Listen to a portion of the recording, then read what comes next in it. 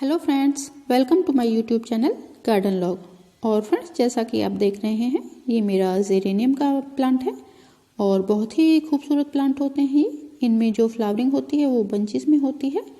इस प्लांट में से एक लंबी पतली सी स्टिक निकलती है जिसमें एक पूरा बड़ा बंच होता है जिसमें बर्ड्स होती हैं और धीरे धीरे वो बर्ड्स फ्लावर्स बनती चली जाती हैं। और जब उस फ्लावर स्टिक में पूरा बंच फ्लावर्स से भर जाता है, जब पूरे बंच में फ्लावरिंग होती रहती है तो बहुत ही सुंदर लगता है वो देखने में।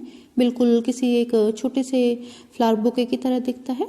और फ्रेंड्स, जितने सुंदर इस प्लांट के फ्लावर्स होते हैं उतने ही सुंदर इस प्लांट के लीव्स भी होते हैं। और यही कारण है कि इस प्लांट के फ्लावर स्टिक को और इसके लीव्स को प्लांट डेकोरेशंस में यूज़ किया जाता है। और फ्रेंड्स, इससे अगर फ्लावर डेकोरेशन बनाते टाइम इसकी स्टिक को काट के किसी भी पानी से भरे हुए सुंदर से वेज में अगर रख देते हैं तो वो 2 से 3 वीक्स तक भी फ्रेश बने रहते हैं, उनका कुछ नहीं होता है और देखने में बहुत ही प्यारे लगते हैं। तो फ्रेंड्स, आज की जो मेरी वीडियो है इस प्लांट के केयर टिप्स के ऊपर ही आधारित है। तो चलिए फ्रेंड्स, देर ना करते हुए वीडियो शुरू कर लेते हैं। Friends, geranium plant south Africa का नेटिव प्लांट होता है जहाँ पे इसकी 250 से भी ज़्यादा वाइल्ड स्पीसीज अभी तक भी पाई जाती हैं। और अगर ऑल ओवर वर्ल्ड की बात करते हैं तो इसकी 422 के करीब स्पीसीज पाई जाती हैं ऑल ओवर वर्ल्ड में, जिनमें एनुअल स्पीसीज होती हैं, बाइनियल स्पीसीज होती हैं और कुछ पेरेनियल स्पीसीज भी होती हैं। और फ्रेंड्स, इस प्लांट के लिए जो आइडियल टेम्परेचर होता है वो 18 डिग्री से लेके 35 डिग्री सेल्सियस के बीच होना चाहिए। और फ्रेंड्स, जैसा कि मैंने आपको बताया, इसकी बहुत सारी स्पीसीज होती हैं और कुछ स्पीसीज इसकी बहुत ही ज़्यादा कोल्ड रेजिस्टेंट होती हैं, वो -4 डिग्री के भी टेम्परेचर में सर्वाइव कर जाती हैं। तो काफ़ी अलग अलग तरीके की स्पीसीज होती हैं इस फ्लावरिंग प्लांट की। फ्रेंड्स, सबसे पहले बात कर लेते हैं इस प्लांट के लिए पॉटिंग सॉइल बनाने की। तो इस प्लांट को बहुत ही ज़्यादा वेल ड्रेन सॉइल चाहिए होती है। इसे सॉइल ऐसी चाहिए होती है जिसमें पानी बिल्कुल भी होल्ड ना हो। और अगर आप इसे ऐसी सॉइल देते हैं जिसमें पानी होल्ड हो और वो आपकी मिट्टी काफ़ी सोगी रहे तो इस प्लांट की जड़ें खराब होने लगती हैं और ये प्लांट आपका धीरे धीरे खराब होने लगता है। तो आप ज़्यादा से ज़्यादा रेत ऐड करें अपनी पॉटिंग सॉइल बनाते समय इस प्लांट के लिए, इस चीज़ का आप ध्यान रखें। और फ्रेंड्स, साथ ही ये जो प्लांट है ये काफ़ी ब्लूमिंग करता है तो काफ़ी हैवी फीडर होता है। इसे काफ़ी मात्रा में कंपोस्ट चाहिए होता है अपनी ग्रोथ के लिए, तो आप उसमें कंपोस्ट भी ज़्यादा डालें। आप ऐसा करें कि आप 35% के करीब रेत ऐड कर लें पॉटिंग सॉइल बनाते समय इसके लिए, और 35% के करीब ही आप उसमें कंपोस्ट ऐड कर लें और 30% आप उसमें नॉर्मल गार्डन सॉइल ले लें। और फिर साथ ही आप उसमें 1 चम्मच के करीब बोन मील ऐड कर लें और आधा चम्मच फंजीसाइड। ये एक आइडियल सॉइल होती है इस प्लांट के लिए। फ्रेंड्स, अगर सनलाइट की बात करें तो जितने भी फ्लावर्स वाले प्लांट्स होते हैं या जितने भी फ्रूट्स वाले प्लांट्स होते हैं, सनलाइट उनकी बहुत बड़ी रिक्वायरमेंट होती है, उन्हें सनलाइट चाहिए होती है बर्ड्स आने के लिए और फ्लावरिंग के लिए। जितने भी फ्रूट्स वाले प्लांट्स होते हैं पहले तो उनमें बर्ड्स ही आती हैं और फिर उसके बाद वो बर्ड्स फ्लावर्स बनती हैं और फ्लावर्स में से ही उनके फ्रूट्स निकलते हैं। तो इनकी जो भी प्लांट है उनमें बर्ड्स के लिए पहले उन्हें सनलाइट बहुत ज़्यादा चाहिए होती है और इस प्लांट को भी कम से कम 6 से 7 घंटे की सनलाइट चाहिए होती है। आप इसे ब्राइट और फिल्टर्ड सनलाइट में रख सकते हैं।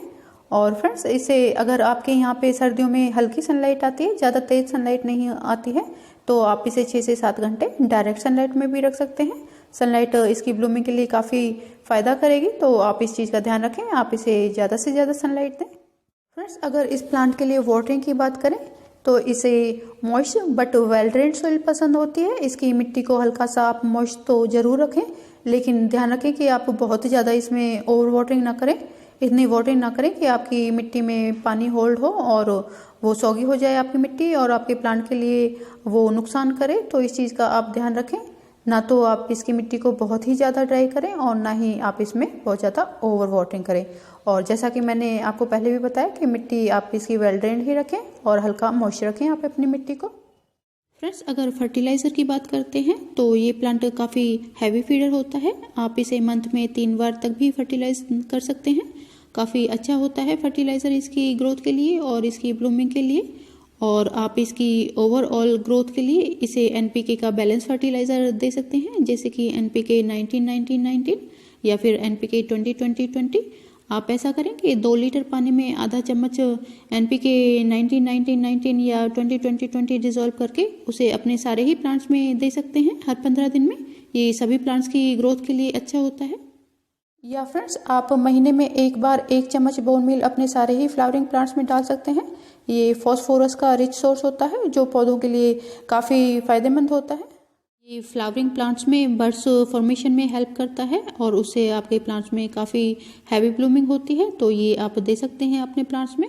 या फ्रेंड्स, आप मस्टर्ड केक का लिक्विड फर्टिलाइज़र भी दे सकते हैं अपने सारे ही फूलों वाले पौधों में।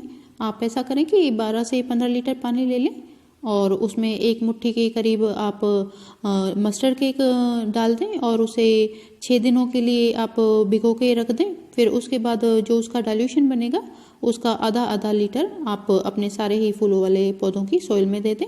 ये भी काफ़ी हेल्प करता है फ्लावरिंग प्लांट्स की ब्लूमिंग को बढ़ाने के लिए। उसमें ज़्यादा से ज़्यादा कलियाँ लाता है ये पौधों में, तो ये भी काफ़ी अच्छा फर्टिलाइज़र होता है आपके पौधों की ब्लूमिंग को बढ़ाने के लिए। या फ्रेंड्स, आप इसी तरीके से बनाना पील का भी लिक्विड फर्टिलाइज़र बना सकते हैं। आप ऐसा करें कि 2 या 3 बनाना की आप छिलके ले लें और उन्हें 1.5 या 2 लीटर पानी में 4-5 दिनों के लिए भिगो के रख दें और फिर उसका भी आप 1 गिलास का जो घोल है वो अपने ही सारे ही फूलों वाले पौधों में दे सकते हैं। इससे भी आपके जो फूलों वाले पौधे हैं उसमें ज़्यादा से ज़्यादा कलियाँ बनती हैं और उनकी ब्लूमिंग में हेल्प होती है।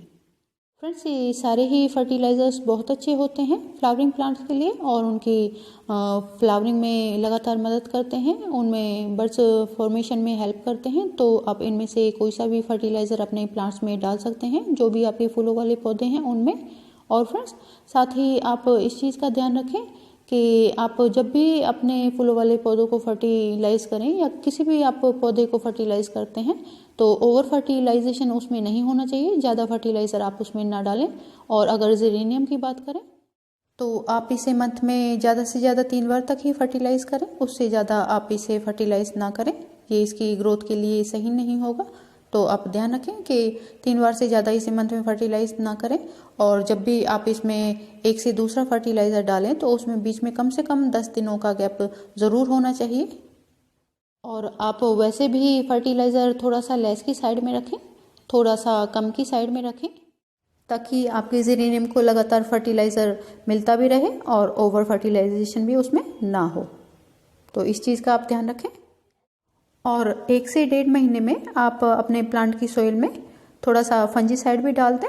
आप 1 टीस्पून के करीब फंजीसाइड डाल दें अपने प्लांट में। जब भी आप इसमें लिक्विड फर्टिलाइज़र डालें या पानी डालें तो आप हर 1 या 1.5 महीने में थोड़ा सा फंजीसाइड भी इसकी सॉइल में ऐड करते रहें, ताकि फंगस वगैरह आपकी सॉइल से दूर रहे और आपकी सॉइल हेल्दी रहे और प्लांट भी आपका अच्छे से चलता रहे। फ्रेंड्स, अगर इस प्लांट की प्रोपोगेशन की बात करें तो कटिंग के थ्रू आप इसे बहुत ही ईजिली ग्रो कर सकते हैं। आप ऐसा करें कि कोई भी 6 इंच की कटिंग ले लें आप और उसके ऊपरी 2 लीव्स छोड़ के बाकी सारे लीव्स और जितनी भी बर्ड्स अगर फ्लावर्स आए हुए हैं तो उन्हें आप हटा के और किसी भी सैंडी सॉइल में इसे लगा दें और वाटरिंग करके सेमी शेड में रखें और 3 से 4 वीक्स में ही आपकी जो कटिंग है वो ग्रो कर जाएगी। देखिए फ्रेंड्स, मेरे प्लांट में ये सीड पॉट्स बने हुए हैं और इनके अंदर सीड्स कलेक्ट होते हैं, लेकिन ये मुझे अभी नहीं चाहिए तो मैं इन्हें हटा दूंगी। जितने भी आपके फ्लावर सूखे हुए हैं या सीड पॉड आए हुए हैं आप उन्हें हटा दें, वरना ये अपने प्लांट की सारी एनर्जी को खींचते रहते हैं और ये सीड बनाने में प्लांट की सारी एनर्जी वेस्ट होती रहती है। तो आप इन्हें हटाते रहें ताकि प्लांट की सारी एनर्जी बर्ड्स और फ्लावर्स बनाने में लगी रहे। और अगर आपको इस प्लांट की सीड्स चाहिए तो जब इसकी लास्ट ब्लूमिंग हो रही हो तो उस टाइम आप इसके सीड पॉड को मैच्योर हो जाने दें, उसे पक जाने दें। फ्रेंड्स, अगर इस पौधे में पेस्ट वगैरह की बात करें तो पेस्ट वगैरह इस पौधे पे इतने ज़्यादा आते नहीं हैं, क्योंकि इस पौधे में काफ़ी स्ट्रॉन्ग, काफ़ी तीखी सी एक स्मेल होती है जिससे कीड़े पेस्ट वगैरह सब दूर रहते हैं। लेकिन कई बार सर्दियों में सीज़न काफ़ी फॉगी हो जाता है, काफ़ी कोहरा होता है और धूप नहीं निकलती है कई दिनों तक, तो कई बार कीड़े हो भी जाते हैं। तो उसके लिए आप क्या करेंगे, आप आधा लीटर हल्का गर्म पानी ले लें और उसमें 5-6 ड्रॉप्स आप नीम ऑयल की डाल लें और 3-4 ड्रॉप्स आप लिक्विड सोप की उसमें मिक्स करके अच्छे से उन्हें आप मिक्स कर लें और जो भी आपके पौधे हैं जिनमें भी आपके पेस्ट वगैरह लगे हुए हैं आप उन पे स्प्रे कर सकते हैं, ये कीड़े आपके उससे हट जाएंगे। और फ्रेंड्स आप इस पौधे को अपने घर में लगाएं, बहुत ही खूबसूरत लगते हैं ये घर में रखे हुए।